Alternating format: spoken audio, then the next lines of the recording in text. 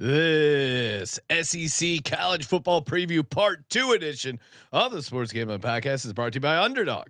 Get up to a $1,000 deposit match when you sign up at UnderdogFantasy.com. Promo code SGPN.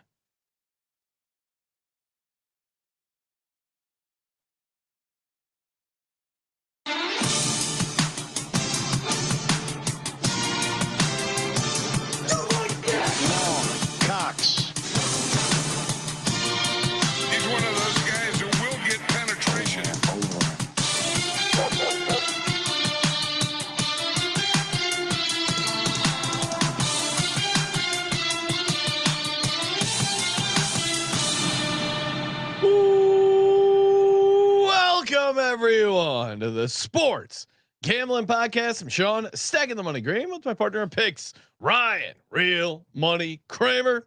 What's happening, Kramer? Dog. Hello, Sean. What is happening? Joining us in studio all the way from his country club. Wow. He's missing the member guest, Ryan, just to join us to hang out. Country Club Colby himself, aka Pablo Picasso. Pick Dundee. What's happening, Colby? There's no pimento sandwiches in the fridge. Yeah, he was looking around. Yeah. He was asking where he could get a good shine. We were supposed to get a shoe shine chair. We were bidding on it in Sotheby's and they couldn't get here in time. So we apologize, Colby. Very generous of you for gracing yourself in the studio. And you guys weren't wearing collared shirts, so I just said, okay, I won't wear a collared shirt. All right, Sean. Yes. Does Colby know what a member guest is? I think he knew it was a country club thing, but Colby, do you know what a member guest is? Someone that pays a monthly fee to go to that shit, right? Well, I think in this case, Sean is referring to a golf tournament hosted by the country club for members and their guests. Yeah, it's a lot of country clubs. They have a annual thing, the member guest tournament, where you knew that, of course. Yeah, I don't need to explain that to you. And again, you graciously decided not to play the member guest and instead hang out here, talk college football. Now, this is great because early July, Kramer and I are going to be off the grid, various locations, doing some vacation, but we got you loaded up with a bunch of episodes, a lot of which will be our college football conference previews. Colby's been in here. We've been in the lab grinding them away, pre-taping them. For me, the highlights so far has to be the ACC episode where we discuss Chapel Bill, but there is a bunch of great nuggets, takes. I did turn down free Dodger tickets tonight for the show. Oh, wow. What do you mean? That is pretty good. What do you mean? Today, I should say. To work today, I turned down free Dodger tickets. So I just want you guys to know that I am a company fucking man. Let's go. All right? I would say in general, the ACC part 2, where not only did it have some Chapel Bill talk, I think and UVA. We discovered an undocumented logo, part of the UVA logo, which is really great. We're grinding hard. No, it's summer camp, but we're just locked in the studio, getting you guys ready for the college football season. Of course, check out the college football experience, 130 plus team previews.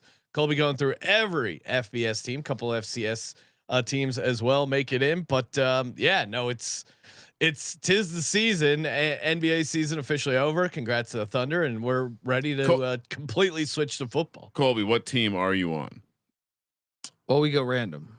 Oh, I know. The next team up is the UTSA Roadrunners. Is there somewhere someone could see the order, or is it just like you spin the wheel on the? No. Me and Mac have a sheet, but I don't give it out unless people want to Venmo me $600. Oh wow! No, it's. I think it's. I like, to me, I think that's part of the element of the fun. A lot of times, and maybe I'm just a maniac, I like to think back of when I was a fan first, right? Yes. And to me, I would always care when I would hear things on each one. I was like, the unknown is good. The unknown is always good. So you're building in a surprise. Yes. And guess what? I know we just covered Michigan and Alabama, where we're doing UTEP. 100%. I like that. And then they're just like, I just learned something about UTEP. Right. So how long are these episodes? 1 hour dedicated to every team in America. Is anyone else doing? Is there another show doing this? No, it's always been, and I like to think we're criminally underrated, but it's okay, guys. Wow. I just stay. I you know what it is? Criminally underrated. We just stay working. You know what I mean? Sean, call the authorities. We have a crime. Salt and battery. And, on the ratings. I see Caleb already in the chat saying Beamer and the Cox to the CFP. Oh, wow. Yes, we do have South Carolina. So we're picking up. We left off part 1 and shout out to Dr. Bet on X who was mad. He's saying that was cruel to only release part 1 on Thursday. Sorry. But hey, come on. We were recording. I mean, we got it in before the 4th. Yeah. All right. Yeah. Also, in general, we don't often put out an episode on Friday, so you shouldn't be that surprised that the next episode comes out on Sunday. Generally it's Sunday to Thursday, and the VSiN show Friday night, where we got bonus SEC stuff. So we got you covered. Yeah, and we're picking up with Mississippi State, taking it all the way to Vanderbilt to close out the SEC. Are you ready? Because I'm ready. If you missed part 1.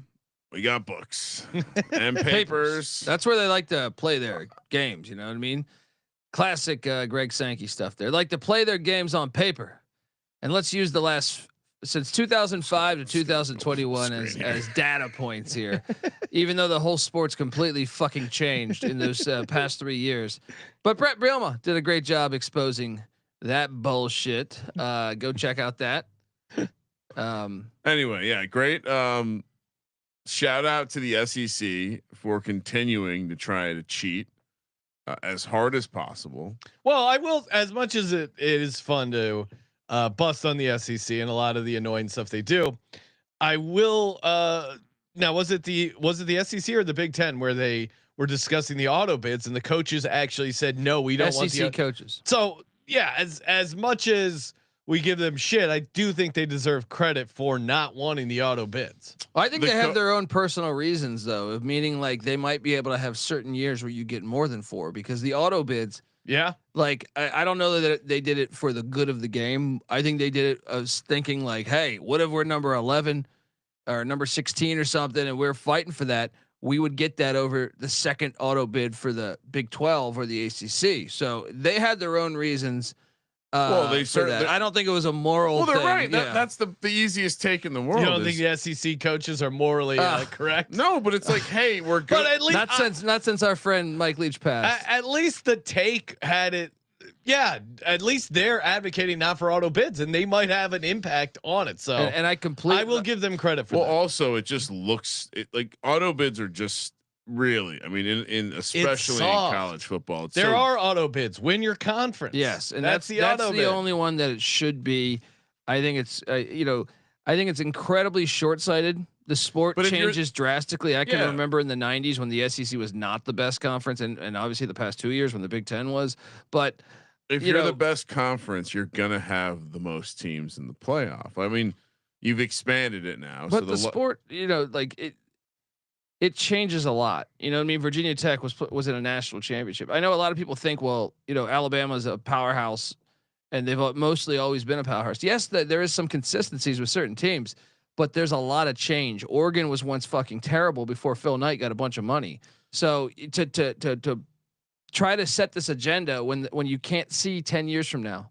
Well, the BCS. I mean, Virginia Tech making a national championship in the BCS era when there was only 2 teams is strangely proving the point that the SEC has only gained more power. Because, I mean, again, in theory, if you're putting 3 or 4 shots into a 12-shot playoff every year, you're just going to rack up the national championships. And I don't think you need the auto bids to do that. You guys are cheating the best. Prove it on the field. Like Brett Yormark said, it's like, hey, we prefer the games to be played on the field, not in some fucking classroom or it's unfortunate hotel room. Yeah. That the conference room. That college football has gotten to the point where you have these 2 conferences run by, I mean, obviously they're businessmen. They're not like Sankey's job isn't to make college football better. It's to make the SEC better. And so you can't even hate Sankey that way. He's done a pretty good job. No, he has done a good job. He's just ruining everything. Yeah, he's just being a little bitch about finding people half $500,000 now or to storm the field. Keep storming the field. I'm more worried about what he's going to do to March Madness. Like they're going to be playing a whole weekend of playing. That train's coming, man. I know. I don't know how to stop it. Well, and we had Jay Bellis on the show, and I said to him, "I'm against expansion, but when they have the games, I will be watching." And Jay was saying, "Yeah, I understand it." And he was a part of one of the what was it when they moved from, what were they previously at? Whatever they moved from like 40 something to 64. Yeah. He was in the tournament in those years. And he goes, people were in the early 80s. Yeah. He's like, people were saying the exact same thing then when they expanded the tournament. It just, the tournament is so perfect. Well, I disagree because it wasn't even that popular. Ever since we left 32 teams, we were effectively adding around. And we're still in that same phase because we would have 3 or 4 playing games, whatever. I mean, he's talking about 1983 or something. No, but that's my point. We've been since the point that we left 32 teams in the tournament, we have been in the same phase. And now they basically any more addition to the previous round, and you're forcing selection Sunday to be it's just ruining. I've heard a lot of people like say that argument that Bill has said there, and I'm like, but that was wasn't even TV and shit. It wasn't even an argument. He was just saying that people were complaining about expanding the tournament, but back then ESPN was like 4 years old, and it's completely a different thing today than it was then. No, I don't want them to expand. I'm just saying I think they probably will, and people will probably watch those games. Of course, we will watch them, but I mean, I just don't think I just don't understand it. Yeah, no, I don't get it. Well, we need more teams from the SEC. Obviously, pay attention, Colby. Let's take a look at the odds. Poor Mississippi State. They're just like some of these smaller conferences we'll cover in the future. Other than that, wait, so they're 1,000-1 to win the SEC? Yeah. Don't let them get hot. Yeah. How do they have the same odds as Vandy though? Because they just stop at 100,000. Yeah. You're also you guys overrate Vandy a little bit. Oklahoma at 55-1, Missouri 130-1, South Carolina. Oh, and sorry, these are to win the championship, not to win the conference. South Carolina and Tennessee 60-1. The Horns, Arch is getting a lot of credit. Plus 550 to win it all. That's not real, man. Right, Colby? No, that's I think that's not a real number. That is their. That's not a real fucking odds number. To win the Natty. Let's get into the first team. Beautiful Bulldog here by Colby for Mississippi State. Shout out Stark Vegas. They've been in shambles since the Leach tenure ended, and 2-10 last year, even worse. 3.5, perhaps the lowest win total of Power 5 football. I mean, I'm trying to remember what the final score was, but I know Toledo was up like 35 on them. I feel minus 144 to the over, plus 118 to the under. I mean, 300-1 to win the SEC. That's amazing. 80-1 to make the playoff. That's even funnier. 1,000-1 to win the championship. This team has losable games on their schedule. We discussed again, like Sean mentioned, covering all the conferences. Mississippi State's a team that's not getting a lot of respect from us. Blake Shapen was out for the year at the quarterback spot early on last season. They get him healthy, former Baylor starting quarterback. Maybe that can be the answer. Fluff Bothwell also comes in. I know Sean. I do love Fluff. That sounds like a character from Boogie Nights. I think you're just taking the word fluffer and maybe Bothwell. That doesn't sound like the doofy. I couldn't get it going till Fluff Bothwell came into the scene. I'll meet you in the Bothwell. They could lose the first game of the season. I think they are going to lose. That's my week 1 upset. But Phil Steele does have them as part of his +5 on the stock market indicator rating. Really? Well, just getting your starting quarterback healthy is a good reason. Yeah, and stock market indicator for the steelheads out there. Basically, it means you're likely to improve on your previous win total. Now they only won 2 games, so the odds that they could win, they could improve, they could win 50% more games, win Their 3 games, hard, and still go under at 118. All right, let's play the game. It is juiced to the over though. At Southern Miss, which it's not a cakewalk. You know, I think they're going to lose. Then you have Arizona State coming to town, who I think they're going to lose. I assume there's going to be like, are you going to outscore Arizona State? Then you have Alcorn. Although Arizona State is coming off of they have a big game the week before. No, Northern Arizona Lumberjacks. Yeah. Then Alcorn State, NIU 2 wins, right? No, NIU, you better watch out because I would say they have the boneyard. If you go to DeKalb and see what they've done in their just the past 20 years, wins at Maryland, at Nebraska, at Northwestern, at Notre Dame last year. So you're saying that I think not a win. They won at Alabama one of those years. Northern Illinois did. I'll give them the win here because I'm giving them the Southern Miss loss. But I think that's a game. I don't just sit there and say, well, man, Mississippi State should be. I think that's a game, but Mississippi State wins it. Yeah, they're not going to be 0-4, but I think they'll probably win one of those. So just to remind, they are 14-point favorites against Southern Miss week 1. Money line that 4-1 right for Southern now. Miss on the money. It's the Rock. We're going to be on Southern Miss money line, as you'll hear in future episodes, but certainly there's a chance Mississippi State wins that game, and then maybe they have 2 wins there. They're dogs in all conference games, as you'd imagine. This is a ridiculous schedule though, because when you look at it, like if they don't bring their A game, well, there's only one win that is like they're laying points week 3 and 4, right? I mean, we saw Northern Illinois. Guys, Toledo didn't win the MAC last year. It was Ohio. Northern Illinois, Toledo went into Starkville and whooped their ass by 30 fucking points. Okay, so they beat Alcorn State, but NIU's maybe a half a win. Then you get Tennessee at Texas A&M, loss, tough spot in Kyle Field. Then you have a bye you're down in the swamp against the Gators, which I don't love the Gators, but that's probably one of the wins they get. Texas coming to town on homecoming. Why would you do that? Well, the schedule's tough. You're gonna pick Georgia in a couple weeks. No, you pick the NIU Huskies so you can have homecoming as a win. Then why do you? That's insane. They're traditionalists. They like to do it at the end of the year, not this early season bullshit. At Arkansas, Georgia at home, at Missouri. Those are 2 tougher road spots. Call me crazy. I actually I think their third most likely win. They're not winning. Is the Egg Bowl. Yeah. Just because it's the fucking crazy game. Because the Egg Bowl. It's anything could happen. Yeah. So they almost have to win the Egg Bowl though, right? Where is their third? So where is this? To win the Egg Bowl. Yeah, where are they getting this? I'm on the under. So all right. So even if they win those 3 games early, Southern Miss, Alcorn State, NIU.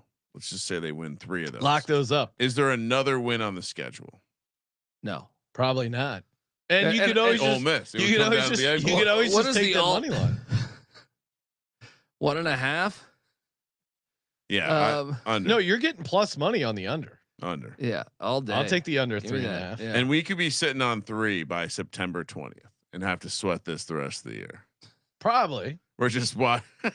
But I mean, I would feel also pretty good if that. Yeah, they're not going to win a game in their conference. If you really wanted to monetize the situation, you could just take 1/9 of your bet each week and put it on the money line. You probably come out ahead. That is one way to do it, to monetize your bet. Well, we don't monetize bets here, and we certainly don't hedge. Missouri, look at this logo, Sean. This is great. Missouri Tiger. It's a tiger wearing a helmet and looking like it's under some sort of trance. Is there a football in the hand or football in the hand? I don't like the way it's gripping it. That little loose, and then the spikes kind of looks like Tigger if he had different stripes and got into Coke. That's super locked in. Those spikes are a torn ACL waiting to happen. Ryan with the cleat length handicap. Quietly 19 wins over the last 2 seasons. Phony ass 19 wins. Though. 7. I don't know what they're doing. Well, I don't know the connection, but the SEC's gave them some great schedules. And then they've got a horseshoe up their ass. Remember that like 65-yard field goal against K-State or the Vandy game last year where Vandy just kept missing field goals. Vandy should have beat them. They were the better team all day. But they have great schedules and they got it again this year, guys. And look, they bring it. They lost a bunch of production. Luther Bird's zero returning starters on offense, but they hit the portal heavy. Yeah. Bringing Bo Pribula, the backup at Penn State, who was a big time recruit. Their defense, I feel like, is usually pretty good. Yeah, and they get Ahmad Hardy, a running back, a first team Sun Belt guy. Kevin Coleman, who was with Coach Prime at Jackson State and was at Louisville last year. I mean, I came in wanting to fade this team, and I haven't even done this exercise yet. But I just thought when I saw those guys graduate and I saw the product where I just thought they were not that good last year. It's one of the ones I feel like the SEC props up as like it's some great team, and I feel like they're just not that good. But I have a nugget for you. But Drinkowitz, he's won 21 games the past 2 years. 11 conference wins in the SEC over the last 2 years. Yeah. This is the list: Alabama, Georgia, LSU, Mississippi, and Missouri. That's the list. Wait, but he didn't beat Alabama. No, I'm giving you that's the list of teams. See, that's a little deceiving. That have 11 conference wins over the last 2 years. It's a little bit deceiving. Let me explain. Is Alabama? Hold on. Alabama has 13. Georgia has 14. LSU, Mississippi, and Missouri have 11. Well, look, it's a little deceiving because in 23 they were still in the SEC East, right? Fair. And then last season they got gifted a great fucking schedule. They didn't play a road game until October. Let's look at this year's schedule. You said it was good, huh? It's a great schedule. Again, I don't know what's happening. Out the gate, they get Central Arkansas. Win. Might be a win. Then Kansas. Now that game's that's a huge rivalry game that hasn't been played in a while. So I actually think Kansas is alive to beat. I'm taking Kansas. They're losing that game. What do you think the spread? It's 4 points, 6 points. I just think Kansas is a Columbia better coach is a weird spot always. Yeah. Raging Cajuns at home. That's a win. South Carolina at home. Now that's a game. That is a game, and I want to say Missouri has had their number, but it could be vice versa. I remember I felt like Mizzou had won a bunch of games against South Carolina. Now this is how you do a homecoming. UMass Minutemen. Do you know, Colby? What is it? What is the battle? What is the rivalry called? For what? The Missouri versus South Carolina. I don't think it's called anything. It's a battle of the congested heart. Kansas is a rival that's called the border war. I think it's called the Mayor's Cup. Did they create something there? For the internet. The Mayor's Cup. Well, who's going to get this Mayor's Cup? It's kind of an interesting one. Let's see. Missouri, you're right. They have had the number. I'm going to take Mizzou. I'm going to take Mizzou to get that one just because of the home environment. And so you're going to give the Kansas one, but you're going to just one or the other. They're going to be 4-1 going into the bye. I agree. Yeah, I think. Right? But, yeah, I got them at 4-1 going into the bye, but they could easily be 5-0 because they don't go on the fucking road. And guess what? They come out of the bye and they don't go on the road. No, they play Alabama at home, which great bye week. Bye right Whoever before did your schedule's incredible. Yeah, well, I don't know. I mean, you should.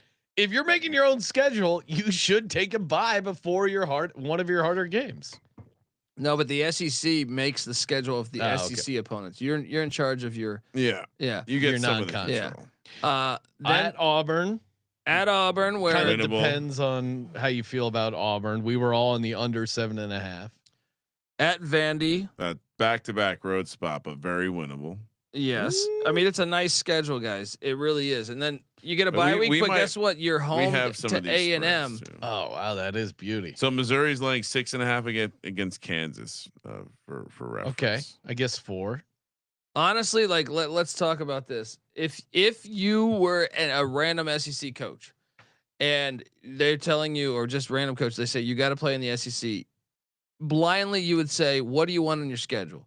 Alabama. No, but I would want Arkansas. I would want Vanderbilt. I would want Mississippi State. I would want South Carolina. They get those 4 teams. I would even want Oklahoma in this day and age. You don't have Georgia, right? No Georgia, no Alabama. So then you have got Texas. Alabama. I even think I'd vote Auburn. I think I'd want Auburn. Yeah. So they're getting every fucking team that you want. Yeah, Texas A&M minus Kentucky. Texas A&M at home, Mississippi State at home, at Oklahoma. That's interesting game. All these teams that and are then at Arkansas to close it out. You are a trip up spot for everybody. How does this team not 8-4? I can't get them to 5 losses. I'm on the over. I'm on the over too, and I don't like it because I don't think they're any good. But it doesn't Like, matter. I think they're an average won 21 team. games. I think they're an average team, but it's a great fucking schedule. It is. It might be the best schedule in the SEC. Let's talk. Yeah, I mean, you look at so Alabama plays them on the road against. So Alabama goes at Georgia, Vanderbilt revenge spot at home, at Missouri, and then Tennessee. Yeah, on the road. There's nothing like that. Look, look at just the conference schedule. The best 2 teams they play are Alabama and A&M. They get them both at home. So I think they're due for maybe even an upset of one of those ones. But even if they lose, because that's the thing, Drinkwitz normally they get fucked up when they play good teams. Even with that, I still think they're 8-4. Yeah, like I'm trying to build a case. Like, where's the 5th loss? Okay, right? Let's say Kansas. They could lose to South Carolina. It's possible. you guys have them going 4-1 in the beginning or 5-0? 4-1. Okay. Then I have them beating 1-2 here. Yeah, 1-2. So then you're 4 losses. Now I guess that's how you do it, and then you find a 5th loss at Oklahoma. But I don't think that's like worst case scenario. Yeah, I still think they're 8-4. I mean, honestly, like if you're a Mizzou fan, you got to be just jumping on that plus 550 or you got to 50, you got to love the value of their to win the SEC, just because you can get to the SEC championship game just by the schedule. Yeah. Well, and just they're kind of one of the spots in the conference. It's just you got to take a plane to a bus. Always a little weird. How many true road games do they have? At Auburn, at Vandy, what? And then at Oklahoma, at they only have 4 road games. Yeah. I mean, come on. Yeah. This is a smash to the over. They're against the teams you like Vandy, not known for a lit environment. Yeah. And whoa. And when they get Arkansas, you know, there could be a coaching change. The last game of the season. Oh, here we go. Yeah. You firing coaches again, Colby? Just saying. And so, all right. So we're good at anything. I'm all in the over. Do we need to deep dive the quarterback room, or I'm on the over, even though I don't think they're that good. That's the only problem is like I don't think they're that good of a football team. So you could still lose this because I just don't think there's that many good players on the fucking team. I start by previewing or at least reflecting back on the consistency and winning in the conference. Yeah. Which then Drinkowitz, gets poo-pooed by Colby. Colby, where are you at with Drinkowitz? Yeah, I'm not sold. I mean, he poo-pooed me, and then he's had back-to-back. Let me prove my point. Whenever they play someone good, right? A&M 41-10, Alabama 34-0, right? Like they get they don't play them. Up. They're smart. Are those home games? Hold on. I'm going to the year before. LSU 49-39. I guess they're in that game. I don't know. Like they're. Come on, Colby. I just don't. I mean, he's clearly doing a good. You can't fire him. But I kind of think they're fool's gold, and I think this is one of the things. Back to the Sankey, our conference is the toughest conference, and look at our project. Like I think this is a counterfeit fucking team that they prop up with wins because they don't play 9 conference games. Okay, lock it up. I mean, this could be a lock. You know what a true lock is? But Colby is on the O. Just to be clear, Colby is and I don't like the team. No, but he's calling out the propping up. Impartial handicapper, Ryan. Well, he seems very partial towards. I think I opened up the thing when we went to saying like I came in wanting to fucking hammer. I was gonna lock up the under, and then you look at the schedule, you're like, I can't get there. Yeah, no, you know. You know where I can get to? MyBookie.ag.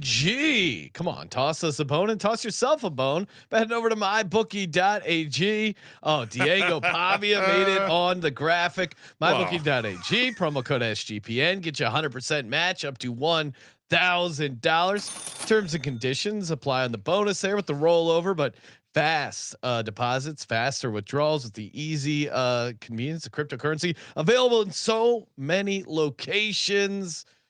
I mean, again, Ryan, we've been using MyBookie. It says MyBookie 10 years. I feel like they've been on the show when we must have been there for like year 1 or year 2. Yeah. I've bet personally a ton of money over the years over at mybookie.ag. Highly recommend it. Promo code SGPN. Mybookie.ag. Promo code SGPN. And also another place we love, the Circa and their ultimate fantasy football giveaway. Almost on the last week, end of the month. If you haven't entered already to win the ultimate fantasy football draft experience, what are you waiting for? Sportsgamblingpodcast.com/circa. It's completely free to enter. All you have to do is give them your name and your email, and you're in. And again, Circa's awesome, but the this contest is free to enter. You and 11 friends, and get your 11 friends to enter. Because if one person wins, everyone wins the free trip. 5K tab at Stadium Swim. Are you kidding me? Legacy Club welcome party, limo to and from the airport. Someone who's been lucky enough to be in the Circa limo. That thing is a party. It's stocked with any drink you want. Cool Vegas Vicky light up thing. Awesome flex. The limo ride. When Derek's like, "Hey, get in the limo," that is pretty cool. And you guys, again, free to enter. And if you don't win, still a great place to have your draft. Promo code SGP15, 15% off all the Circa properties. We're going to be out there July 3rd for a VSiN show and for the ultimate contest weekend, August 21st to the 23rd, aka College Football Week 0. So good time to plan a trip. Sign up for the contest. Come say hi to us. Colby's and Mac are going to be doing College Experience show out there. We'll be doing our show, VSiN show. They have open bar parties. It's a blast. Sportsgamblingpodcast.com/CIRCA to get started today. All right, let's head over to team number 3, Oklahoma. I mean, Colby, I was expecting an animated GIF of the carriage falling over. Coming out a little too hot. This is like Oregon Trail vibes. Is the Oklahoma Sooners, are they going to die of dysentery, Colby? This is a bad because the time period. I don't think this is a great. I don't think this is remembering a great time period in Oklahoma history. Just something. Well, the covered wagons people just passing through like you do on an airplane now. Well, I mean, even Oklahoma back in the day, they weren't stopping in Oklahoma. They were kept going out to the west. Yeah.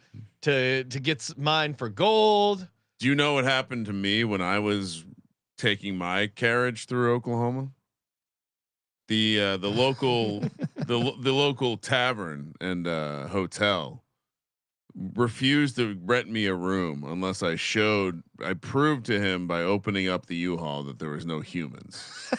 Dead or alive? In the truck. Did he think you were a serial killer? Well, I think he thought I was hiding people, and instead of paying for 2 people, you were a coyote. He thought you were a coyote. It's the craziest experience of my life. Oklahoma's a wild place, and it was close to the hometown of Troy Aikman. Big billboard, like straight out of Varsity. That is a disgusting act. I know. Now, who knows what kind of stuff goes on in the rest stops around there with Troy Aikman's hometown. So we're talking about Oklahoma. They, as Colby predicted, joined a much harder conference. Arklahoma. Yeah. And went in right into mediocrity. They also maybe didn't hire the right coach. 6-6 last year. Only 2 wins. 6-7. They lost to Navy in the bowl game. Yeah, I do regular. I don't observe. Yeah, I mean, come on. If I'm sorry. Most cases, I agree with you. But when you have a team full of like 4 and 5 stars and they play a fucking service academy with 0 stars and lose, exactly. You don't have the right coach. That needs to be. That's part of your record. Okay. 6. Well, I don't actually observe the bowl games. 6. I mean, what you just gonna start calling them the Elks? No, they're the Eskimos. Never heard of them. 6.5 the win total this year. -164 to the over. +134 to the under. 24-1 to win the conference, +520 to make the playoff, -800 to miss. 55-1 is the natty price. This is, I think, one of the harder ones to project on the SEC. Like in the entire SEC, I think it's actually like I could see a scenario where this breaks great for them. Our buddy Phil Steele, I think he had him 4th in the SEC overall, and his optimism, which was based on they had a ton of offensive line injuries and just a pretty injured team in general. So generally injury luck break. You don't have 2 years back to back where you're super injured. If they get some injury luck, that could make a difference. Well, I mean, they brought in a brand new roster basically, especially on the offensive side of the ball, which that's tough. But they had a pretty good defense last year. How many? What are they returning on defense? And that's Venable's thing. They're returning 8 starters on defense. But look, Mateer. So they went out and hired Ben Arbuckle, the offensive coordinator for Washington State, who brings with him his quarterback John Mateer, who was very good. You saw Cam Ward; he backed up Cam Ward. He's an athlete. He's a very good. He was a very good baseball player. Only 2-6 in conference last year. Yeah, he struggled some, but there's still flashes. And me and Patty C were he was a great fantasy football player last year. If you look at his stats, because he's got wheels, he can run too. They then got they really benefited off of the portal craziness up in San Francisco and Palo Alto of Frank Wright coming in after they brought in, I think, 2 offensive linemen from Stanford after that. And then when the Cal shit happened, they brought in their star running back, one of the best running backs in the nation, Jaden Ott. They still got Deion Burks, the Purdue transfer at the wideout spot. So they're a fascinating team because if you're asking me which one, could we be most wrong on? They had players last year though, right? Yeah. I mean, but the schedule at the top breaks nice. So momentum could really be a thing. Let's pull up the schedule because I gotta see the schedule because this is another coaching staff that I don't know if it's possible to get behind. Well, week 1, but also it's only 6.5. It's not like you need them to. Yeah, week 1, Illinois State, the Redbirds and the FCS come into town. Okay, win. Then what I like about this Michigan game, I know Sharon Moore is an OU grad, so I'm sure he takes this game really personal. But this will be their 5-star quarterback's first ever road game. So I personally think Oklahoma should win that. And it's going to be hot as shit in Oklahoma on Saturday, September 6th. And then they go to the Link. Good luck at Temple. Temple's going to be live. Why are they playing at the Link? I have no idea. You know what I personally think it is? I think Temple leads the all-time series, and sometimes schools take so much pride in that. They say, hey, we want to get that all-time series. But are there a lot of Oklahoma alum in Philly? I have no idea. It's so strange. Doesn't Temple play most of their home games at the Link now? No, they play all of them, I think. Yeah. Okay. Yeah. I thought this was a special. No. But no one goes to these. There's 12 people at these fucking games. Seems like a big stadium for Temple. I've always wondered. Well, they used to have a stadium on campus. They got rid of it. I don't understand why they don't play at the MLS team there. Then they're home to Auburn. I think they're better than Auburn to me. So I think you start off 4-0. Yeah, 4-0, maybe 3-1. And 4. I think what do you think that Michigan spread's going to be? Get me out of this position right now. They probably have that line out there. But how about this?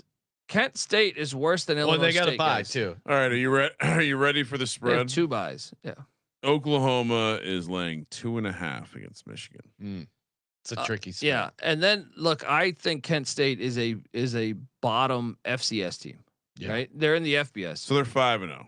But I think Kent State is really bad, right? I think I told you this on another episode the other day where I have them ranked 136 out of 136. I think Illinois State, if Illinois State, their first opponent in the FCS was playing Kent State, I would set that as Illinois State minus 7.5 or something. Oh right? No, that's embarrassing. So they're gonna be 6-0. If they get that Auburn and Michigan. All right. Game, okay. Right? Texas on a neutral. What is that? 5-0. I'm sorry. 5. Red River Shootout. They're catching 10.5. On the shootout? Yep. Oh, well, I know you're all over. Games you're all over insane. Texas this year, right, Colby? Horns up. Colby won't even go along with the jokes. And then they. No, I think they beat Texas. Timeout. Woo. Yeah. Woo. Well, then you got. I mean, if they're beating Texas, they're hitting. He beat him 2 years ago. Is this the first year that this game isn't being played at 11 a.m. local time? Yeah, I think they did move that time, right? Yeah. Oh my goodness. Yeah, pretty filthy. What are they doing? It's as long as they keep it in the real Cotton Bowl. No, they're playing it. Try to do that shit. 3:30 East. That's probably what 1:30 local. What? Yeah, but normally it's 11. No, this is normally kicking off before. Yeah. normal. Or no, it's 11. It's like noon East. 11. Okay. But I'll tell you this: if I got them beating Texas, I'm not taking them to win in Williams-Brice. They're not winning both those games. Yeah, give me a loss there. And then Ole Miss. I'll take a win there. Really? At home? They're gonna lose probably at Tennessee though. Yeah. So you got them. You got them already to like. I told you the front half of the schedule is incredible, and if you can ride that momentum, now because it gets a little crazy right there. Probably 2 or 3 losses going into the second bye, right? Yes. Then you're at Alabama. You're gonna lose that game. Okay. Home to Missouri, I think you win. But I mean, it's a game. Well, a lot of it depends on if they can run that stretch against Michigan and Auburn, because Venables truly, you guys laugh at me, he will be fired by the second bye week if they do not start out red hot. He almost got fired last year. Colby's fired. Oklahoma has ridiculous standards. So if they lose to Michigan, how quickly do the wheels fall off? They could be. I think the bigger one is Auburn because that's an SEC game. You know how? So you think they're going to win more than 2 SEC games this year? Yes. So yeah, I got them. What did I say? 5-0 out the gate. Not for me. 6-0. They're getting the 7. I'm on the over. I'm on the over, man. I mean, 6, and the juice is crazy. Unless like Mateer gets injured because he runs so much. I think the coach is not good under. All right. I mean, good luck. We saw it last year. Colby nailed this, and now he's taking the over on Oklahoma. Yeah, a lot of it is the schedule. Like I know it's a tough schedule, but it's a nice lead up. Is it the schedule? What do you mean? I think it's actually a tough schedule in the back half, but the beginning is very easy in my opinion. Moving along to the Cox of South Carolina, coming off Beamer's best season, 9-3. 7.5 is the win total this year. Plus 118 to the over, minus 144 to the under. 26-1 to win the conference. Plus 430 to make the playoff. Minus 620 to miss. 60-1 to win the championship. We haven't really discussed it yet, but I guess we did in part 1. But this side of the there are some very interesting playoff prices. Playoffs, because you don't need to make to make the championship game. I mean, it's the same thing we were talking about with Mississippi a little bit with Ole Miss. You can end up in 3rd place, maybe even 4th place, and still get in. And South Carolina being plus 430 here, if you're going to be optimistic. Now, I'm told that the quarterback is going to be an NFL draft prospect. Yes, Lenora Sellers is really good, and I'm also aware that Shane is probably looking to button up a hell of a resume stop at South Carolina before taking over for Coach Brent Pry in Black. So he would want to follow his dad's footsteps. Seems like a lot of pressure. He would want to come home and fix things. Now I would say. So this is a great. I would say. To me, this is a year for him to prove that he can coach in Blacksburg. The reason to be critical of them, they lost a bunch of their defensive line, which was probably their best unit, and 4th hardest schedule in the nation. So that's kind of reasons. Well, yeah, I mean, I guess your conference schedule is always going to be super tough. I'm intrigued to see how we think they're going to shake out in the non-con. But what are your early thoughts here? How do I keep pulling up the wrong one? What are your early thoughts, Colby, on South Carolina? You know, I'm gonna personally fade them, but I didn't think they were like they did get a little bit hot towards the end of the season, but they should have lost to Old Dominion in the opener. Old Dominion fumbles inside their 10 with like 2 minutes left. So you don't buy the quarterback? I do, but I also think like the defense, and then like I don't think he's on some super elite level yet. He's got to prove that to me.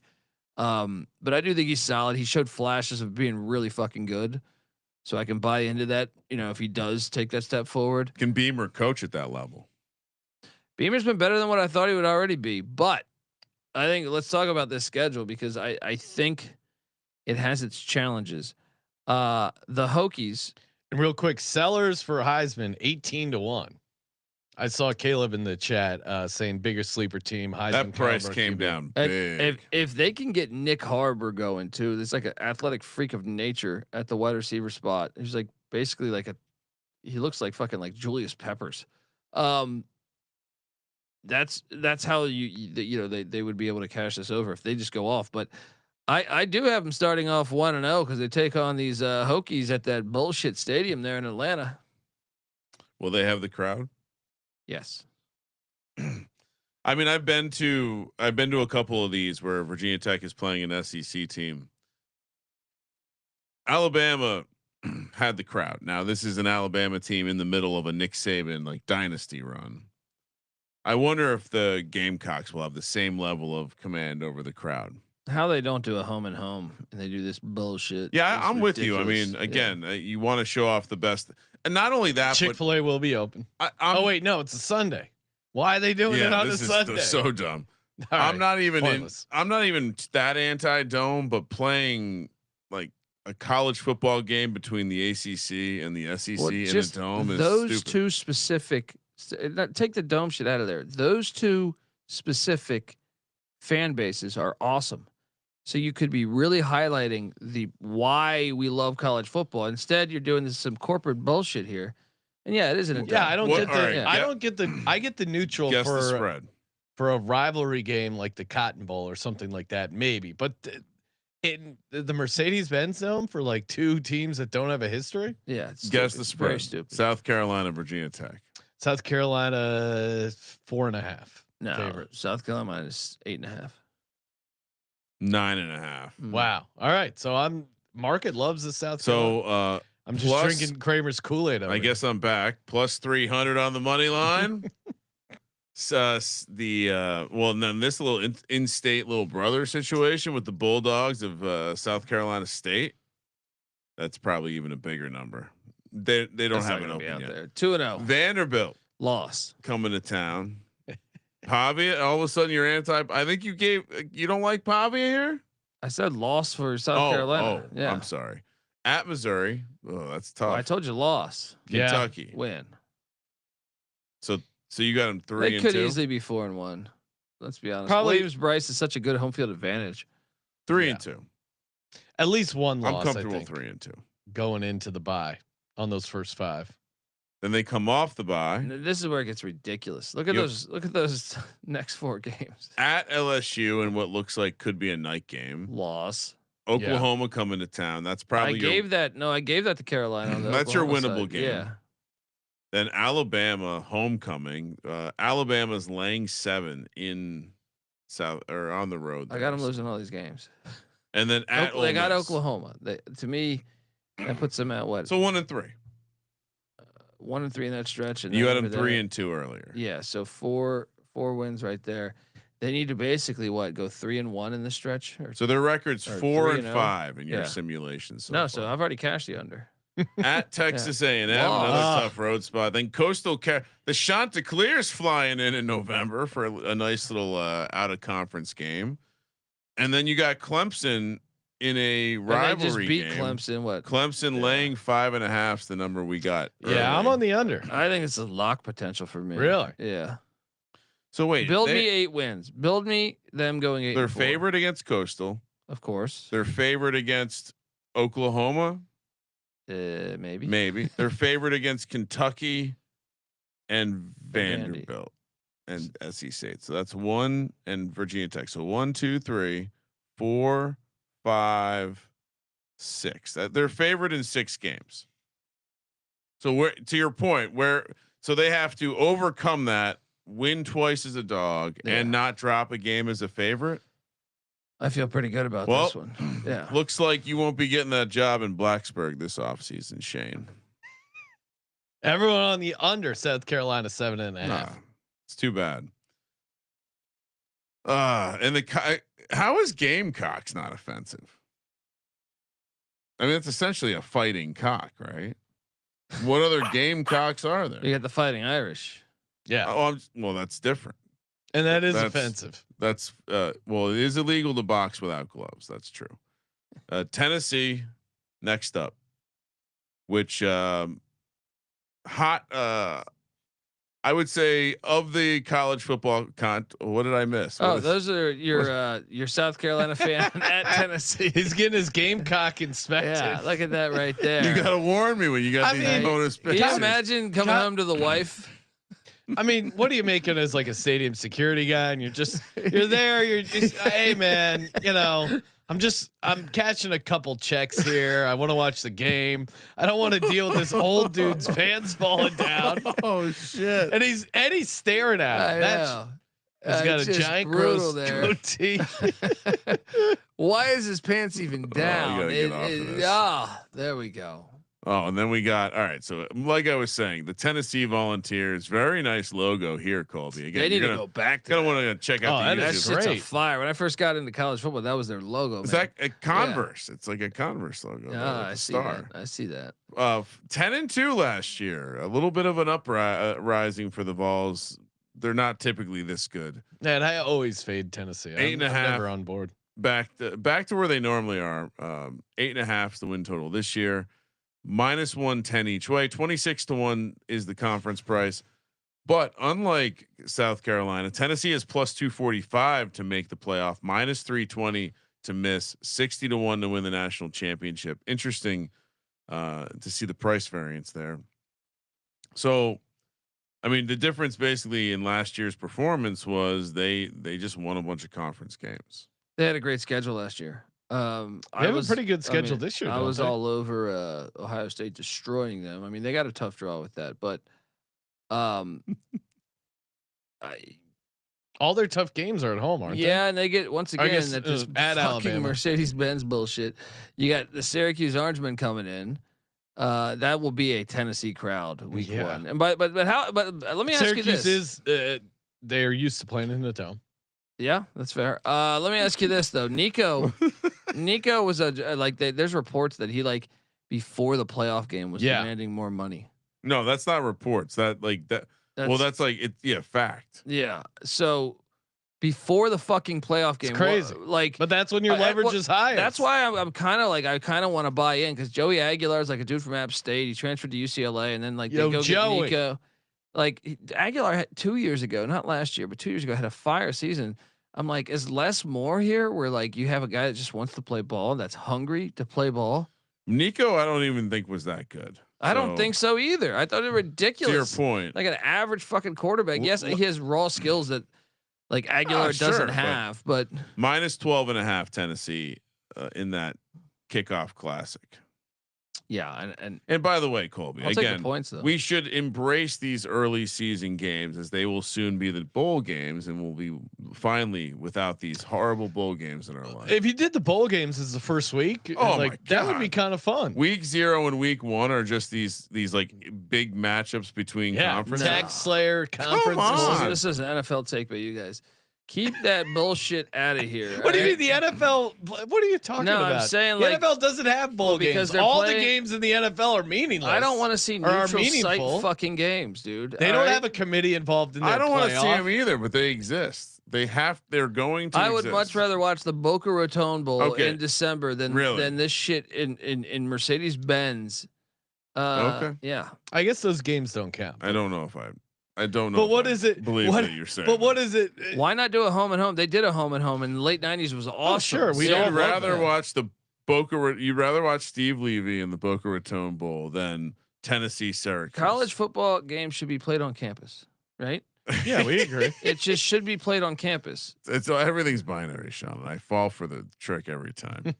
Especially to start the season, you gotta you want to see what is agree. the season. I remember. Virginia Tech saved football. Remember when they brought football back from the death when COVID happened, and then Virginia Tech played a home game. I actually think you're incorrect. I didn't McNeese super spreader event. Didn't McNeese State play like a game on Fox Sports Southwest that we watched on? But they didn't capture the spirit of a nation. With a Metallica live rendition that the libs were all mad at you guys. Super spreader event they were calling it. The guy with killed my grandma. The guy with the overalls and the turkey leg was spreading for sure. So after they maybe don't beat, they're gonna beat Syracuse. Sean will be on Cuse +360.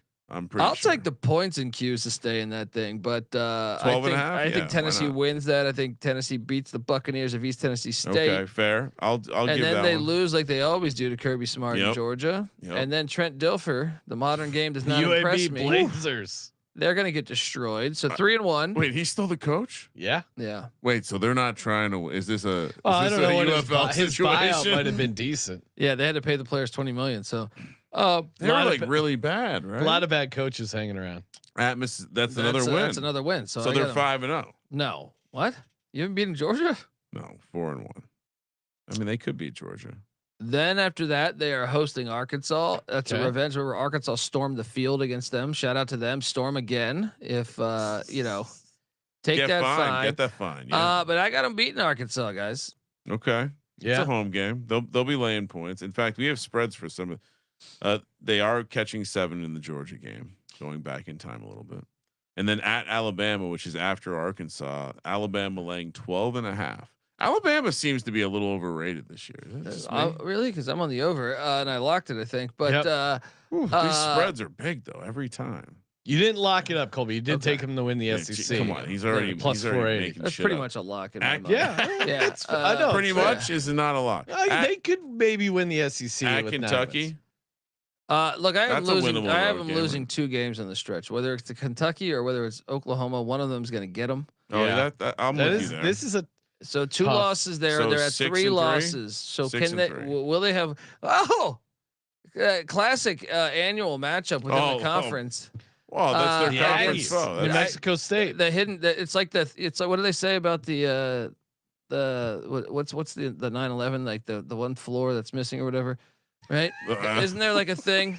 Are you talking about Tower 7? Yeah, some shit. Maybe I'm thinking of the elevator with like the number 13's never there. Yeah. Right. So it's missing.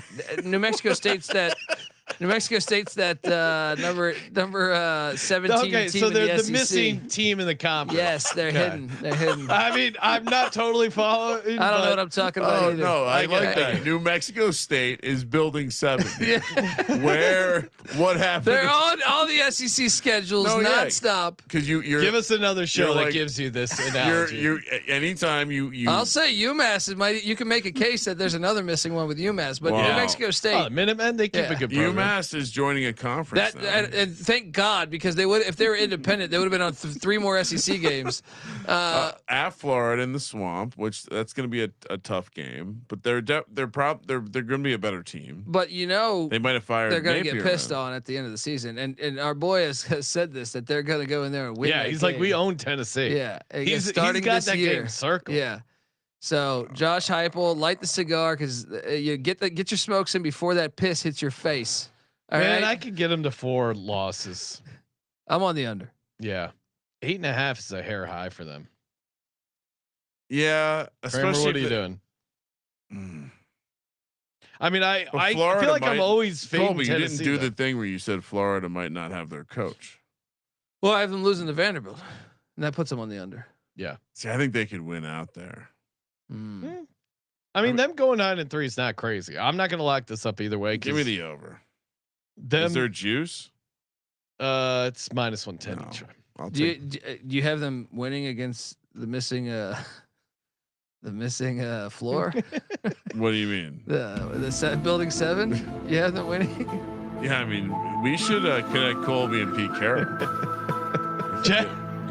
Jet fuel doesn't get that hot. Steel beams don't melt at that temperature. It's crazy that stuff is still all over the algorithm. Yeah. Speaking of red hot, have you guys signed up with Rhythm and their power trends? They are on fire. That's right. Get a 7-day free trial. sportsgamepodcast.com/RITHMM. The power trends have been awesome. Great season for them in the NBA. And now you got WNBA player props dropping, MLB, and of course, right around the corner, college football. Start building your models now. And you get that 7-day free trial. Start playing around with it. You're going to love it. Rhythm is a great tool. Even if you're a gut handicapper like myself, you got to enjoy the data and the analysis that Rhythm gives you. And just try the 7-day free trial. Anyone who's tried the 7-day free trial, hit me up if you don't like what you see in those 7 days. I've heard from no one. DMs are open. sportsgamingpodcast.com/RITHMM. We're also brought to you by Underdog. That's right. Underdog. Best Ball Mania, aka the only way to draft fantasy football. You don't have to deal with the waiver wires, yelling at my cousin because he approved some trade with a guy he went to forklift school with to help him out. That's bullshit. You don't want those managed leagues. You want best ball. You just draft the teams and 15 million in prizes, 2 million to first place. It's great. And of course, if you use our promo code SGPN when you sign up, you get a deposit match up to $1,000. So Best Ball Mania, $25 entry fee. You could get 40 free entries into Best Ball Mania, 40 free shots at winning $2 million just for drafting a fantasy football team. America is the greatest country of all time. UnderdogFantasy.com, promo code SGPN. Sorry, while you were doing that, let me just read this. Swap this, and then let me just read this passage or article title, I guess. Pete Carroll seeks truth about 9/11 from 4-star general, finds out that it's likely true, probably gets sad all over again. A little satire there, but it was funny circling back to this story many years later, Sean. It is kind of refuting the claim that the Army general walked out on the lunch. No, maybe we exaggerated because or whatever. I don't think he ever left, but he became annoyed by Pete Carroll was I think what I read or something like Carroll wanted to know if the attack on the Pentagon had really happened. Blah, blah, blah, blah, blah. Yeah. Every 9/11 conspiracy theory you can think of, Pete asked about. Yeah. I think it was the guy was just such a big Seahawks fan and they're like, yeah, we'll give you a tour. You can say hi to coach. And then he just asked him all his 9/11s. And the general even said something nice. He isn't crazy. He's just skeptical. Pete grew up in California during Vietnam, during Watergate. That's just the perspective he brings to the table. That is a great answer. That's a guy who wants tickets to the Seahawks game. All right. Next up, we got Texas. What is this logo right here? This looks like an ice cream flavor or like an ice cream brand. Yeah, dairy. It's a dairy. It's a pretty fire logo, right?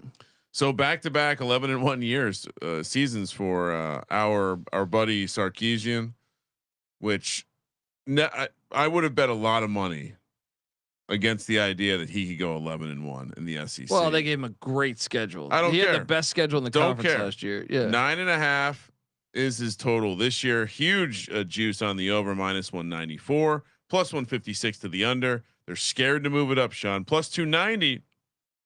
To win the conference, -310 to make the playoff, +235 to miss. This is the chalk of the conference. It's the chalkiest price we've talked about for a playoff. Yeah. And at +550, it's the chalkiest price we've talked about for the national championship.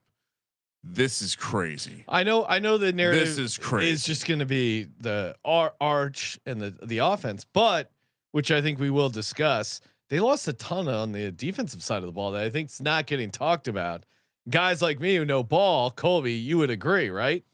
Yeah, they I know, how good is Arch? I know a lot of people are saying like, well, Quinn Ewers was what, a 7th round draft pick. Why didn't Arch start over Quinn Ewers then? If that's the case, ooh, I like that.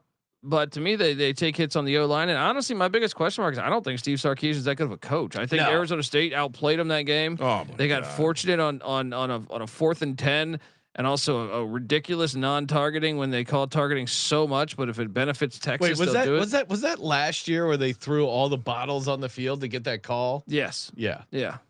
They ended up losing against that game, Georgia. Against Georgia. Here, listen to this list of players that are now playing in the NFL. First round, offensive tackle, Kelvin Banks. Defensive back, Jahada Barron. Matthew Golden, wide receiver. Second round, defensive tackle, Alfred Collins. I mean, I'm not going to read up. There's 8 more guys. I mean, they lost an entire half a team to NFL draft picks, let alone free agents. Seems hard to repeat that. Plus, is Arch even that good? I'm not even all right. So I remember watching him play in one of his high school games. It was all hyped up. He's Arch Manning, and I remember watching him get his shit pushed in by like IMG or something like that. And well, he was that high school, I don't think produces a shit ton of talent. Fine. Yeah, he went to the hometown or the same place that. But he's more athletic than I realized. I'll say when he got in the games last year, I was like, wow, he's got some wheels. I just think this is an insane amount of expectation to put on him. I think to me, what has gotten me off at Texas for this year, and maybe some managing, Arch Manning, is Todd McShay put it out there, and like a lot of other people have put it out there. They're like, hey, don't be so certain that Arch Manning is going to leave Texas next year for the draft. One, he doesn't need the money. He's getting plenty of NIL. He's roster, at Texas. And I think he hasn't started many games. Yeah. I think both Peyton and Eli started a shit ton of games in college. They realized how valuable that was. I think he wants 2 full years as a starter. So I would not be, and I think they're putting that out there, or at least letting that be known to manage the expectations of what you're going to see from Arch here. So I think he will end up being good this year at this point, but like to just make him this smash favorite for the Heisman Trophy and that he's going to win all these games. Certainly, I think that's way too fast. Well, and with NIL, quarterbacks are just going to start being older in the NFL. Yeah, because you can make money in college, get better, and unless you're some sort of phenom, you're even look like a guy. They even look like a guy like Bo Nix. Starting a bunch of games in college makes a difference when you go to the pros. Yeah, I mean they've been pretty open about it. It does seem like it's not really a secret. He's not coming out after this. It's certainly not a complete lock. Now maybe things change throughout the season. But what could possibly change short of? I don't know. The family doesn't need money. Like even though he makes bank, forget the family. Texas, like he's making bank at Texas. Yeah. Like isn't he like he's got like a Dr. Pepper commercial too? Like he's got ridiculous. Sure, it NIL certainly helps things. that your uncles are have a media company and they do one of the more entertaining broadcasts of Monday Night Football. They do. The Manning cast. I thought the glazing has just begun. Yeah. But no, I'm not really. Well, I'm in on the idea of Eli and Peyton as a content creator, but I don't know about this Cooper. I don't know about his gene pool. No, I think, and first to have your season start up in Columbus. Oh yeah, I got them losing week 1. Yeah, let's walk through the schedule. At Ohio State week 1. That's just good luck. If he wins that game, that will be a very impressive start to his Heisman campaign. Yes. But he's not going to win. What's that spread? What do you think? Ohio State minus 2.5. Say 4. Ohio State minus 3. So right now, my thought is smash Ohio State. I would take Ohio State as well. Then they take on San Jose State, who I think is a real player in the Mountain West. However, if they lose to Ohio State, they will smash San Jose State, I think. Yeah. UTEP at home. 3-1. Yeah. Sam Houston at home. Bye week, so probably 3-1. These are the Heisman campaign games where you get the 5-6 touchdowns, you get the stats padding. So off the bye at Florida, where they will be laying 7 points. They're going to lose one of these next 2 games. Yeah, at Florida and then Oklahoma. The Red River shootout because it's a distraction game, and then at Kentucky. Yeah, which it's not a in and of its own right isn't a tough game, but and then this is an underrated tough stretch of their schedule. At Florida State, Red River shootout, which you're prime for a letdown, and then you have at Kentucky, at Mississippi State. Now, Kentucky and Mississippi State are both. You're both much better team and should be. You want them on the schedule, right? Four straight. But it's 3 road games in 4 weeks. No, SEC still helping them. 4 straight games where you're not at home. Yeah. Well, I mean, yeah. Okay. I mean, you don't play. You don't play at home in October. That's pretty crazy. Well, then they're gonna get pissed on. Oh, dude, our buddy Pavia is just licking his chops. Yeah. So I can picture all those singers on 6th Street there trying to do their songs, just freshly. Pavia, they got the guitar case open and just freshly pissed filling it up. Yeah. And then they get another bye, and then they're playing Georgia, where at Georgia right now we can get Georgia minus 2.5. What? Yeah, take that in Athens. Yeah, in Athens. They beat them twice. Did they not watch the games last year? Yeah. Then Arkansas Yeah, they got Oklahoma and Arkansas on the schedule. Then the rematch. This is the game that I think I have circled. Like last season, Texas was able to win, and like I was really anticipating. That was probably the game I wanted to watch most all year, and it was kind of a dud. It was kind of like both offenses couldn't move. Texas kind of dominated, but it was still like I think 17-7 if memory serves me correct. Then I think Texas A&M has arguably the best offensive line in the country, so I think that's going to be a game. So I'm on the under. I think they're 9-3 personally, maybe even 8-4. I was just running through it again, and I keep coming back to 8. Yeah, I mean they could be 10-2. I'm kind of part 10-2. I'm just saying they could be 10-2. Who are they? But you have to. Right now it's minus 194 on the over. No, thank you. And just a couple more spreads. The Oklahoma game is 10.5, and they are laying 10.5 against A&M as well. You always take the points. I know there was that one time where Dylan Gabriel got knocked out for that bullshit abrupt slide, which was fantastic, by the way. But most of those games are always bonkers. So, Sean, to your point, they're only dogs in 2 games. So yeah, I mean the Red River Shootout has 100 years of craziness. You can't just say it does that's feel like great, they'll find a third game to lose. Now maybe it's in that weird road stretch. Maybe maybe Arch just has Florida a little rough is a game. sleepy spot before the it's an easy game. look ahead. I think it's the A&M games too, man. Yeah, no, they can easily lose 3 or 4. And you're getting plus 156 on the under, so smash it. All right, moving along to the other Texas team. With that, what about this guy? What's this? Remember he went viral? That was great. Look at that. It was like seeing himself. He's go got. viral. By the way, he's got him 12-0 this year. I mean, don't get a big head, Arch. How do you wear a polo shirt to a football game? Relax. The SEC fans are going to be coming after you. Yeah, tuck in your shirt. Pussies. How do you not get a haircut? Yeah, look at that thing. I mean, I wish I had that much hair. This is a great logo, Colby. All right, so let's talk Texas. I mean, this is really a great logo. What is that? Is that a chin? It's a strap. But the chin's around his lip, not the chin. I mean, look at it. He's just got it around his lip. He's like that. It's like that villain in the movie Cobra. It just looks like eventually that would be uncomfortable. Cause chapping maybe.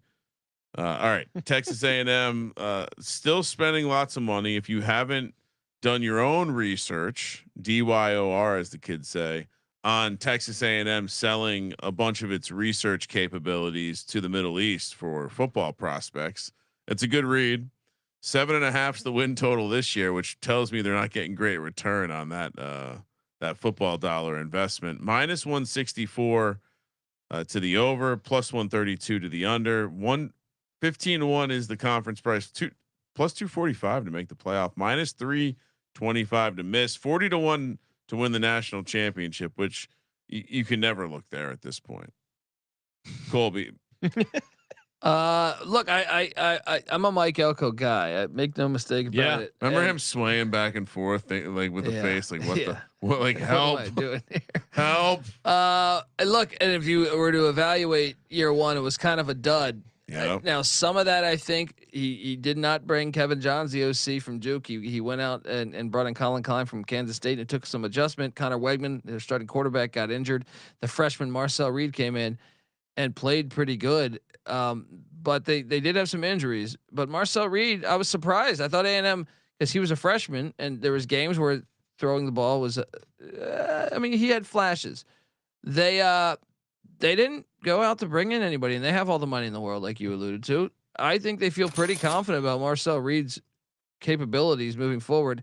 The running game, Ruben Owens and Le'Veon Moss, studs. And like I mentioned earlier, I think they might have the best offensive line in the nation.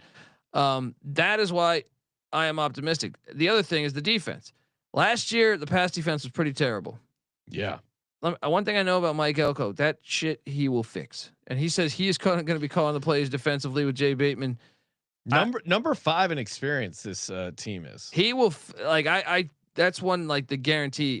Who knows about Marcel Reed? I tend to think though that if they're that bullish on him, I'm going to follow it. But yeah, I just believe that he will fix the pass defense. No, I'm with you. And Elko having a solid year, and yeah, it was a little dud, but they're still 8-4. I mean, they started out 7-1. But the problem is, I took a future on them, and they were in position late in the year to do that, and then it fell apart. Now, I'm gonna go back to that well, though. I think here they opened the season against UTSA and Utah State. They should be 2-0 before they head to Notre Dame, and it's a revenge spot. Obviously, Notre Dame came down there and got them. Yeah, I like them to go in there and get Notre Dame. Notre Dame's going to be starting a freshman quarterback, and Lloyd Carr's grandson, and touchdown spread right now. Notre Dame's laying 7. Yeah, they might be live here. I think Notre Dame's always got a good D line. I think Texas A&M's offensive line can negate that, and I think Mike Elko can make CJ Carr really struggle. As a freshman trying to pass the ball. I'm taking a shot on A&M to win this one. Get revenge. Okay. Then they get a bye. Then Auburn at home. Mississippi. I like State this at part home. right here. Yeah. How about this? They get 3 straight home games, right, to start conference play. I like that. I think they're going to win all 3. So I'm going to have them start 6-0, but they're going to lose because guess what?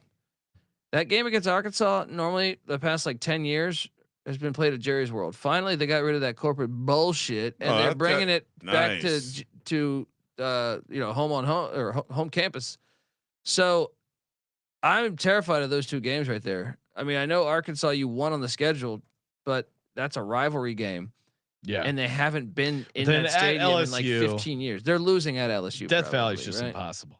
But okay, so but I'll even say because I gave them the Notre Dame game. Give me 2 losses right there. 2 losses going into the second bye feels realistic. Maybe 3 losses. Maybe I think Sean's right to say maybe 3 losses at Missouri.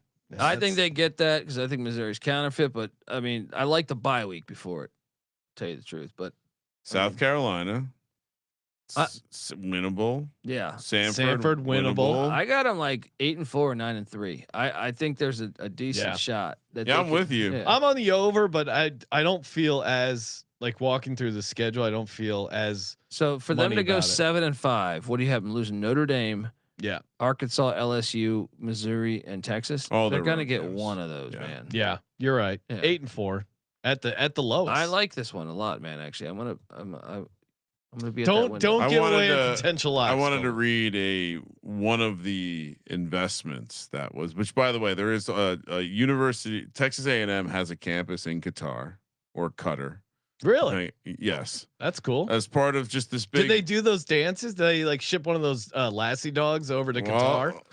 Yeah, that would be awesome. That's where they train. And they put the little headdress on it, and they put the locals in overalls. No, that's where they train. Oh my god, that would a chic in overalls. They send their toughest cheer squad leaders to train over there. You want to look at leadership? I wanted a one-way ticket to Qatar, buddy. I wanted to read off one of the research projects in your Oshkosh bagosh, right? One of the research projects that is in the group that have been shared investment with this large fund in investing in humanoid robotics to transform football. Mm-hmm. What are they trying to do in the Middle East there, Sean? Trying to take out Texas A&M's what's our strength as a this? country? Football.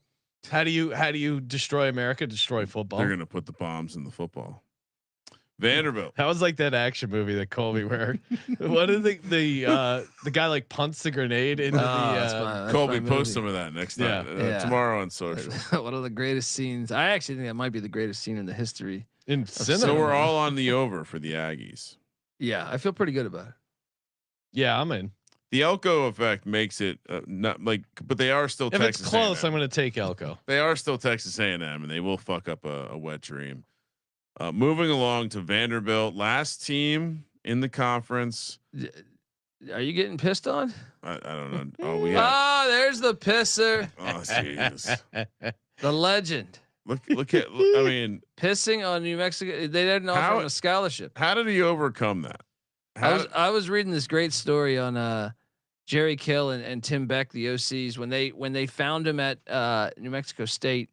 They were going to offer this kid from Iowa, the quarterback, one of their last scholarships, and they went to a local Hooters in New Mexico. Already great. And they were playing because Diego Pavia was at New Mexico military. Yeah. Right. So they had that game on the TV there, and then they watched that game as they're at Hooters. Even though Hooters had that game on, well, in New Mexico. Damn. Yeah, and they were about to offer. They had already said like we're offering this Iowa quarterback, but they watched that game and they're like, who the fuck is this guy? Right? We got to get this guy. And yeah, former wrestling state champ. Right? He's just a bad motherfucker. Finally, we got a real quarterback back. So Sean, why are we not taking? I don't need to see your pussy ass schedule. Yeah, give me 5 wins for Vanderbilt. Wow. Now blindly taking it. Yeah, of course. Colby, I love Diego, love Pavia. Now they even messed up a couple games. Like last year, they came close to even more upsets. The Missouri game, the kicker, they should have won that game. They lost a couple that they should have had. That's what you get that with the experience, I think. Does the construction zone? Do we have an update? Because last year think they fixed the construction zone, which does I actually think hurts them a little bit. But don't forget that this team. I just think they were learning a brand new offense last year that was vastly different than anything they've had before, with the exception of Pavia. But they have Eli Stovers, who will be like a first or second round draft pick at the tight end. And you know, I actually think they got better on the offensive line. Now that doesn't mean they're still an amazing offensive line. I just think they're better than they were a year ago, which should be a bonus there. And I also think they're much better defensively. I think they got better in the secondary. That was one of their biggest kryptonites, especially late in the year, a season ago. So of course I'm all in. Diego Pavia, he's got to stay healthy. They got Blaze Berlowitz backing him up. Why does that sound like a Revenge of the Nerds, like a fucking dude that picks on him? It's like, oh yeah, Blaze Berlowitz, he's part of the like the dumb jock. And he's at the beginning he's tackling like the finest pussy in the high school, and then like that it's your Ralph Macchio comes and beats up. Yeah, Dad, like I went to go get some lunch, but Blaze Berlowitz whooped my ass, right? And your dad's like, you got to fight back. Well, Dad, it's not that easy when you're going up against Blaze Berlowitz. You tell that to Blaze Berlowitz. He's a blue belt. Yeah. But yes, look, they start off against Charleston Southern.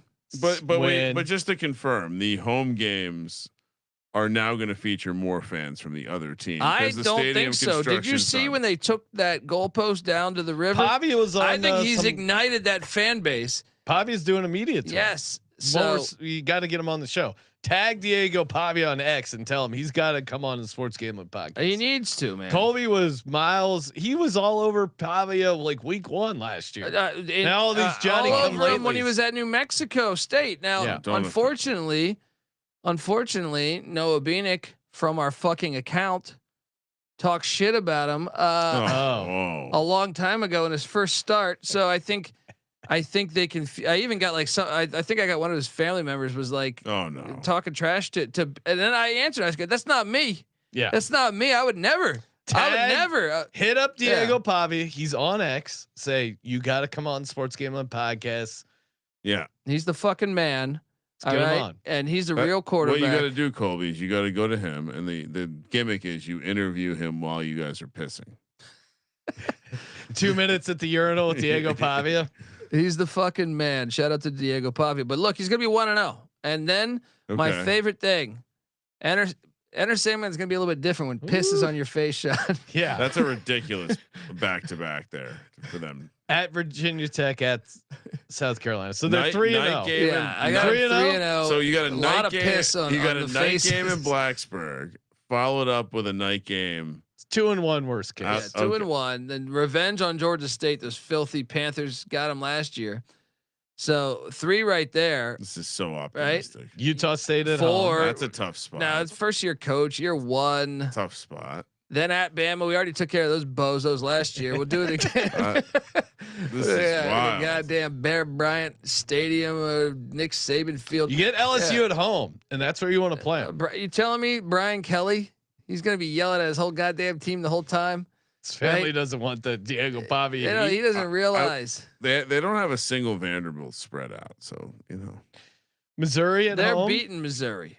At Texas. I've already told you they're getting pissed on. Auburn at home. Then Kentucky at home. At Tennessee. Let's talk about the Auburn game for a second, because Diego Pavia has beaten Hugh. So Hugh Freeze came over from Liberty. Liberty was in the CUSA with New Mexico. And let's not forget that. So I want to say he's 3 or 4-0 against them. You feel good, Auburn fans, about just coming into the construction zone and getting pissed on? I think so. No, this is a smash play, guys. Love the backside of that schedule. All right, at Texas is tough, but they're capable of beating Mizzou at home. They're capable of beating Auburn at home. They're capable of beating Kentucky at home, and he's already told you he's winning in Neyland against Tennessee. Yeah, you don't need to tell me I'm in. This is Kramer, smash play. You're hesitating. Is it because Virginia Tech's on the schedule?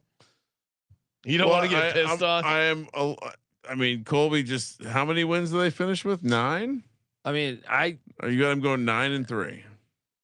8-4. We got our Heisman futures. Right? I gotta take the over, but because Colby is right about one thing. The home conference games are winnable, and they can go like Kentucky, Auburn, Missouri. If they can win 2 of those, I'm also right about another thing. What's that? They have a better coaching staff than a lot of these other schools that spend crazy. Jerry Kill and Tim Beck are fucking geniuses. Look at Jerry Kill's entire career. Yeah. Right. That there's a reason why they had that success. There's a reason why I took them on the money line against your bullshit Hokies. All right. If the Hokies would have hired those 2, they'd be in good spot right now. Colby's very fired up. Well, yeah. Diego Pavia is the man. Classic underdog story. He's talking a lot of shit, but guess what? Just like Ric Flair, he backs it up. All right. It's a smash play. Look at that. How'd Ric Flair get in here? He talks a lot of shit. You know, he has a lot of confidence. Although I will say having the stadium repaired is not good. I think he ignited the fan base. It's like Northwestern, Sean. It's not good. Trust me. Better if there's no. He ignited the fan base. How about this, dude? That guy had 28 touchdowns, 20 in the air, 8 on the ground, only 4 interceptions. He doesn't beat himself, and that's what's great. Vanderbilt doesn't beat themselves in this offense. That's why they're going to do this again, and I can't wait. Let's go. $10 wager over at Circus Sports on Diego Pavia to win Heisman returns you $3,000. 300-1 Pavia Heisman. Let's go. That would be fun. Let's go. Although we'll see. He's not winning. I don't think he can win the Heisman. Right? What are you talking about? What do you mean? He's not eligible? What am I missing? I don't think it's possible.